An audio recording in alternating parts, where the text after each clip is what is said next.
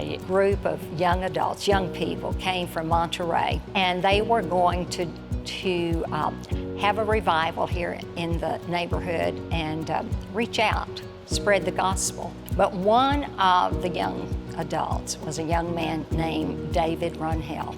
It was fall 2004. I was in my bedroom. I kneeled and said, if you really want me to be in ministry, then you gotta show me the way. But I never thought that Dallas and the US would be part of that way. This was eye-opening for me because I thought, no, we send people to Mexico to learn about the gospel because we know it. When I came to Casa Linda, I was like a missionary.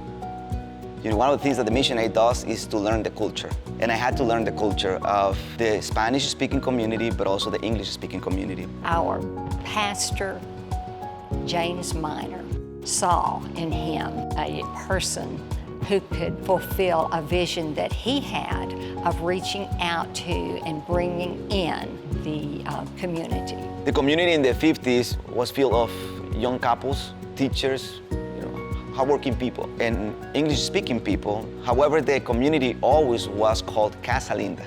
Then, as these original owners died or moved away, then the newer people were Hispanics and African Americans. So this created a conflict in the ministry because the church stopped ministering to the community, to the mission field. We were blinded to our neighbors. Those of us who are left wondered, what are we going to do? So the key is really to minister the mission field. And if that means that we need to start changing the language a little bit or the way to do ministry, then in order to survive, that's what needs to happen. I'm from Puerto Rico. I came here before I got married with my husband. We started going to the First United Methodist Church in Dallas. And my husband was, but I need to find a church that it can talk Spanish too. So he put a Google Spanish Methodist Church in Dallas, and the first one that appears was Casa Linda. We say, es una iglesia en tu idioma, which means it is a church in your own language, whether you speak Spanish or English. And so people can choose to join the small group in English or bilingual or in Spanish, same thing with worship services. Coming here at Casa Linda gave me the opportunity to know different cultures, different people. Even though it's the same language, they are from different countries, Salvador, Peru. Language is not a barrier, culture is not a barrier. It's a mix, challenging mix, but if you find the balance, it's a beautiful mix. We have different styles of worship. Theirs is much livelier. There was a member who came to both services, and he said, I come to the first service English speaking for the language so that I can understand. And I come to the second service for the spirit. Every fifth Sunday, we come together, and it's a very diverse, bilingual, and different service. Celebrate and sing in Spanish, sing in English. It's awesome. It was in 2014 that the ministry of Casa Linda was growing, but the building, which is from 1951, was falling apart.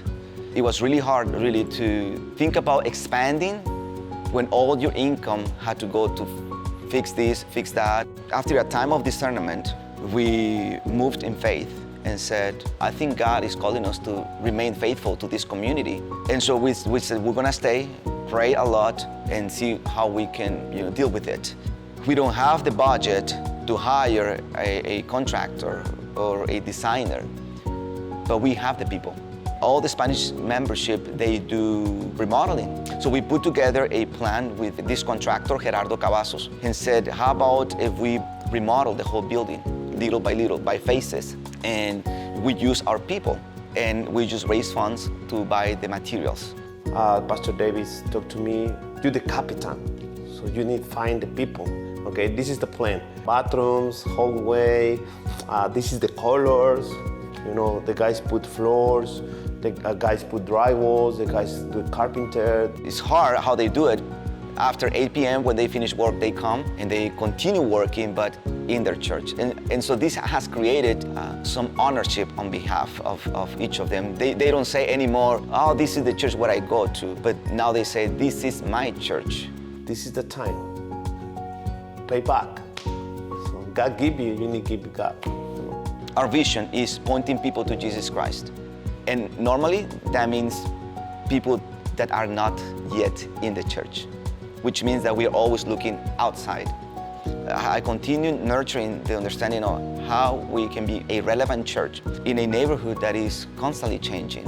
When we feel that we know and that we have only something to give to other people, we stop growing and we lose something. If the current membership is willing to embrace change and embrace the vision and understands that church is not about you but about the mission field, then this transition can take place.